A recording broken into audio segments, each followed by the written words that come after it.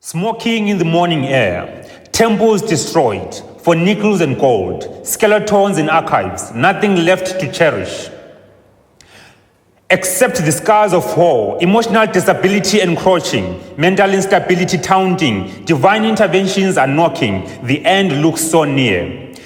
Fear haunting our entire beings, uncertainty up and around. Deep down we know we can, deep down where we are weaker.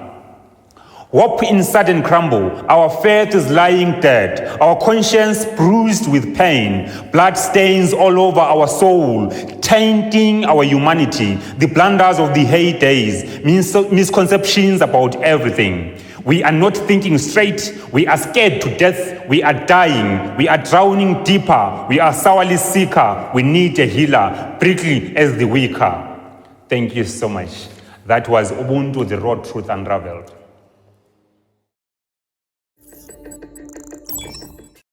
So that was page 12 of your book. Yeah.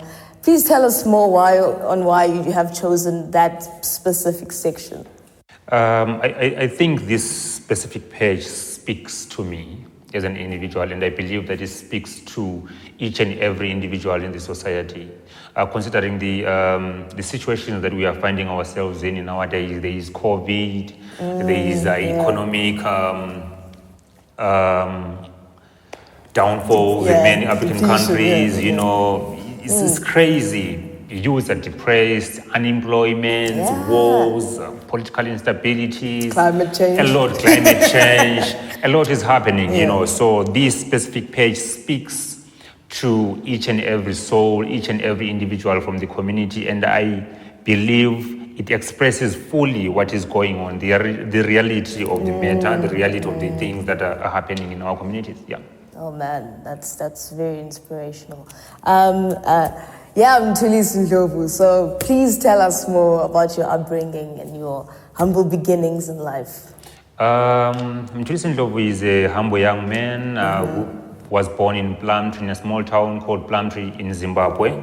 I was born in Plumtree, Somnene, in 1995, 17 July. I grew up in Bulawayo, the second biggest city in Zimbabwe. Oh, wow. Yes, that's where I did my secondary school and high school, and I think that's where my career really took off as a writer, as an author. Yeah.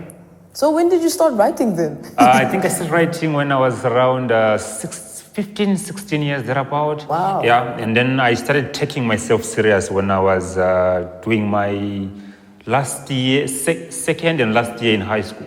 I think that's when I started taking myself serious, yeah. That is crazy. Okay. The reason for your writing, right? Yes, What would you like the message that you put out in your writing, what message would you like to spread from it? I always tell people that I don't write for mere entertainment. I don't write to please. I don't write to conform. I don't write to fit in. I write to spread what I truly feel from within and what I truly see happening from the community. I believe that I'm a humble mouthpiece for the ordinary people.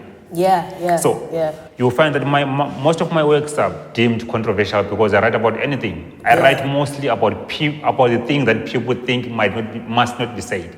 I write about anything. So you tackle the rawness of things that most people don't want to talk about. Yes, I write about those things that are deemed controversial. Yeah. My recent published book really got me in trouble back home, and I ended up skipping the border. And it's really an adventurous journey. It's really interesting and also emotional at the same time. Because a lot is involved. I think that's what I write about. Yeah, incredible. So, Ubuntu, the Raw Truth Unravelled. Yes, incredible. Okay, tell me about this. Okay, just this is incredible, guys. Yeah. Okay, so this book, I have to read this because it needs to be read and said out with pride. Okay, so your book has been nominated for the 4th Annual Global African Authors Awards. Yeah. Hey, and wait, there's more. So, and the book is the longest poetic assertion of Ubuntu in publishing history. Okay, that's something else. Tell us, just tell us, man, tell us. How did you decide to write in this way? This wise men always say the difference between ordinary and extraordinary is that little extra. That's the difference between ordinary and the extraordinary, is that little extra. So as a writer, as an upcoming writer, I refuse to conform, as I had said. You know, it is a norm that poems must be 2 or 3 stanzas. So I wanted to do something that will stand out, something that is artistic, something that is truly creative. So, by the way, I started having this idea when I was seated at church. It was on a Saturday. I was seated there. The pastor was preaching. And then I just started writing. And then it didn't stop. It kept on coming. Then I was like, no, let me just do this. And I kept on writing. And then within a few minutes, I just found myself, at 50 just pages. Just caught up in the writing. And then it just went on like that. And then boom, 51 pages. I'm like, wow. So wait, you wrote the book in church? Yeah, I wrote a book. It started at church. Yeah, it took me just a week to finish the whole thing. It out, Then maybe editing. That's when it took maybe a month or 2. Editing, typesetting, and everything. Yeah. That's incredible, man. That's incredible. Yeah, thank you so much. You mentioned your grandma, your grandmother in the book. Yes. And the wise words that she expressed she said, let me just read this. Yeah. She said, "Your pen is your sole inheritance under the sun." Please tell us the meaning behind that. This book was dedicated to my late grandmother, Miss Elizabeth Moyo. She was a single grandmother. She was my mom. She was my father. She was my mother at the same time. And you understand, growing up from my uncle's side, you would always feel sometimes you somehow don't belong. You understand. Yes. So my grandmother always told me that, my child, everything that you see here, the cows, the houses, the property, is not yours. Yeah. And your sole inheritance that you're forever going to get is what you're going to create out of you. Wow. You have got nothing.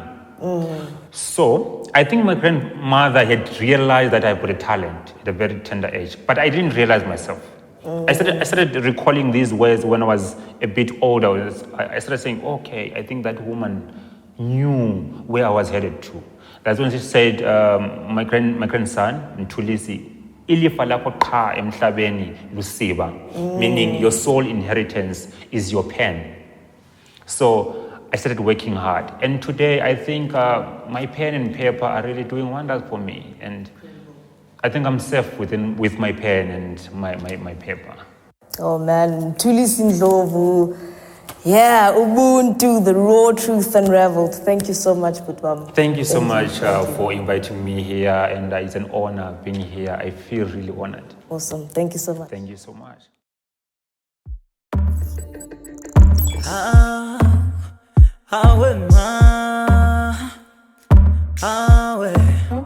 You the one I love. I don't like my money for now when and she's when yummy. I get comunye gubusa wena. I say wena. I say wena. Gudalang hamba fulu tando. Vessel peli temba ngatola wena. I say wena. I say wena.